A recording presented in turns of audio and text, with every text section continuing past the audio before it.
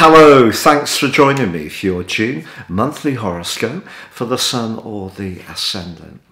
If you've yet to subscribe to my channel, I'd be honoured if you did so now. Please click or tap on the bell notification symbol.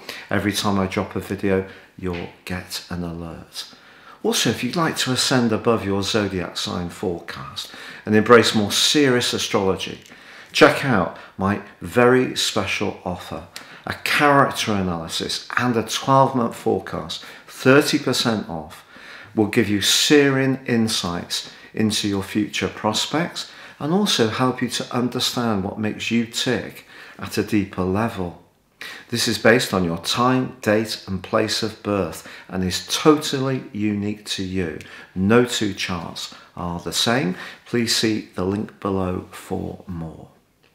Hello Sagittarius and welcome to your monthly horoscope for June.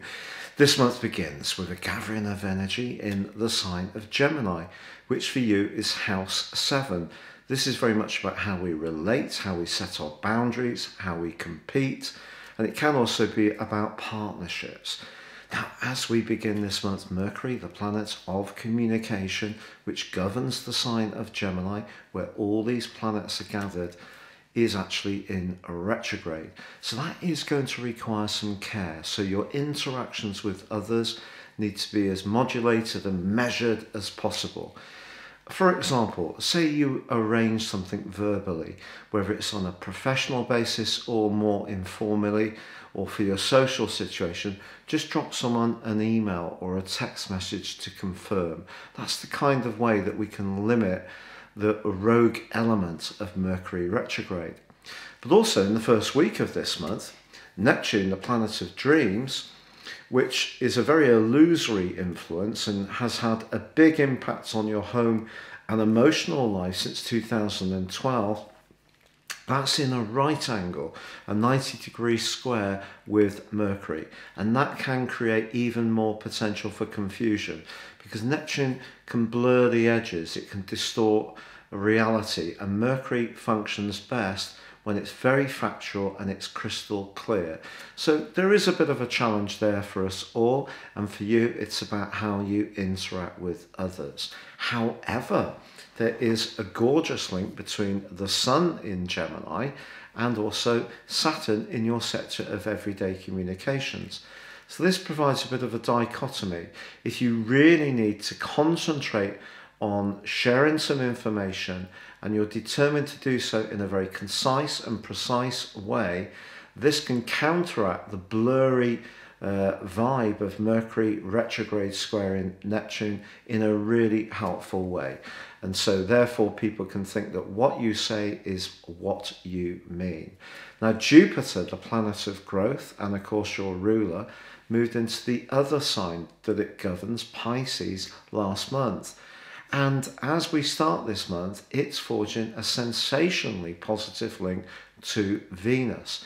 But Venus moves on the 2nd into the sign of Cancer, which for you is very much about transformations. It's about deep changes. But Venus here is also supremely sensual. And if there is somebody that you feel an enormous contact with, not just in terms of attraction, but also spiritually and perhaps psychologically and perhaps in terms of emotional ease, the connection between you could be very, very strong at this time. But in the first 10 days of this month, the two big bruisers of warlike activity, Mars and Pluto, the two ruling planets in modern astrology of Scorpio, they are in conflict. And for you, therefore, Mars is in the very, very deep and passionate 8th house, recently joined by Venus, and Pluto's in your sector of everyday resources. If you do need to push for a goal, and it is financial, this combination can give you a lot of spark and desire to really focus on the prize and not be distracted in any way. The danger, unfortunately, with Mars and Pluto when they're in more challenging connections to one another, like an opposition, is that we can actually try too hard. And this could tempt you to take a shortcut and ride roughshod over someone else's feelings or the rules and regulations. So even if you do feel that you do need to be single-minded, perhaps even a tad ruthless in order to reach a prize, just be careful how far you push, because of course what can happen is we can have a response. But on the 10th, there is a sensational solar eclipse in your sector of relationships. And if relationships is an area that's very important to you, the next 6 months can be a time of great growth. Now, I don't just mean in a romantic context. This can be all sorts of interactions. But this eclipse is also being influenced by Neptune, just like Mercury was. And Neptune also goes into a retrograde on the 25th. So it's hazy, gassy, sometimes hard to pin down vibe, which is influencing your emotions. Suggests that when it comes to your interactions, your subconscious can have a much greater impact than perhaps you might care to believe. Because one of the things I love about Sagittarius people is you're a great consumer of information. Your knowledge base can often be vast, but this sometimes can see you eschew the more emotional side of interactions with people. You're the grand traveller, the grand philosopher, but Neptune is asking you to stay in touch with the most delicate of emotional exchanges. So if you're wanting to improve your lot, either competitively, romantically, or in terms of just getting on with folks generally better, the more sensitive you can be, the more you will thrive on the back of this tremendously powerful solar eclipse. Then on the 11th, Mars punches its way into the sign of Leo, which of course is a fire sign like you. So this is great for you. And Mars through the sign of Leo is much more comfortable than through the sign of Cancer. So the transformations that have been going on are not quite at an end, because of course you've got Venus in that location, and the Sun moves into Cancer on the 20th to activate those transformations further still. But I think what Mars is saying to you is it's making you restless, in need of greater adventure and excitement. So that sounds very Sagittarius, doesn't it? Because the 9th house sector that Mars moves into is very redolent of the energies of your zodiac sign. And Mars, of course, is about urgency, it's about impatience, it's about instant gratification.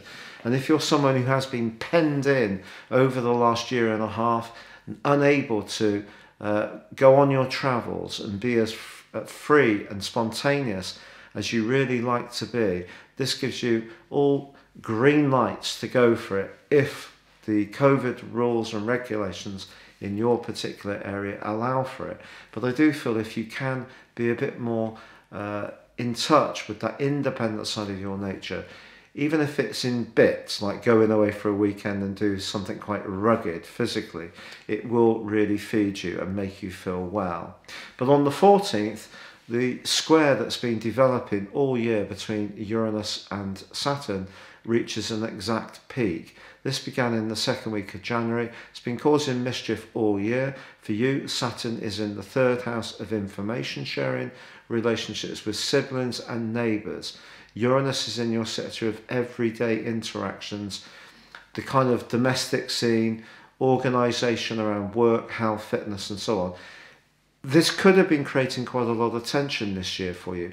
If you are penned in some kind of way that you feel you have less choices than you would like, your sense of frustration could reach a peak. But I think with Mars having moved into Leo, you are given a way out if you want to take it. So then on the 20th, the Sun powers its way to join with Venus in your 8th house of transformation. But it's forging a beautiful link with Jupiter, your ruler, for the following 6 days. And this could be a key moment for anything to do with moving homes, adding to your family, doing some renovations, improving the domestic world in some kind of way or another. Now, Jupiter does go retrograde from the 20th through to the 18th of October. When it's fully forwards, it actually switches around and goes direct station on the 17th. But what I would say is that yes, Jupiter going retrograde isn't the best for you, but it does give you still an opportunity to grapple with how you'd like your emotional world to be. Jupiter's very much about philosophy. You know that more than anyone. Your philosophy can still continue to grow, and that week can be fortunate for you.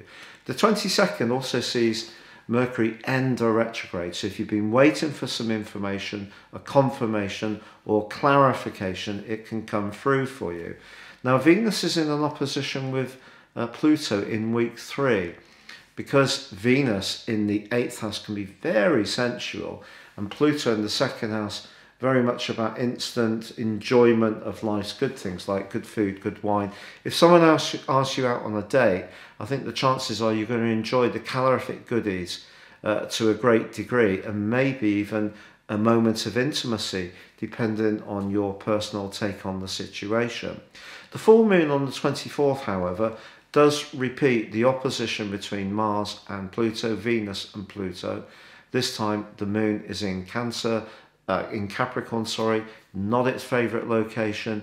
This for you is your 2nd house, which of course has caused quite a lot of consternation for you over the last few years. The Saturn, Jupiter, Urula and Pluto all came together in 220, but Saturn was there from the end of 2017 as well, so money was probably a bit tight from them. So any issues around that could come into the open again, but actually because Jupiter supports this full moon very well, I think this could be a crystallization moment on something that's been evolving for some time and give you cause for celebration. Neptune does go retrograde on the 25th, more clarity required. We all need clarity with Neptune. It's such a wonderful influence. It's like trippy, escapist, very healing, very spiritual, very compassionate, can be very sacrificing, but it also can really, really trick us into believing things aren't as we think they are. So yeah, the Neptune retrograde in the 4th house suggests that maybe you're going to go through a period of just drawing in a little bit and making sure you're enjoying your sense of security or peacefulness. But then saying that, Mars does go into a really bruising battle with Saturn from the 26th to the 30th. What you believe in, and often you will have quite vocal discussions, let's say discussions, around the pub or the dinner table, if you feel that you're right about a fact or a piece of information. Something like that could be repeated from the 26th to the 30th. It's really a case of picking your battles, Sagittarius, because you don't want to be getting into a squabble over something that's not really worthy of your concern. The 26th also sees Mercury emerge from shadow, which also can be very helpful. So we do see your ruler, Jupiter, forging 2 absolutely stunning links this month. In week 1 with Venus, which can be wonderful romantically, and also from week 3 in its brilliant trine with the Sun. So this is asking you to be more in touch with the more emotional side of your situation. But Mars brings some drama to the equation all through this month. And also perhaps a greater desire to get what you need, whether it's around money, whether it's around intimacy, whether it's around freedom. It just depends on your unique situation. But if there has been a tension building this year, that 14th Saturn square Uranus exact connection may be the point where you can really get to grips with it and clear it. But with Mercury retrograde or in shadow for most of the month, communications with others remain absolutely critical.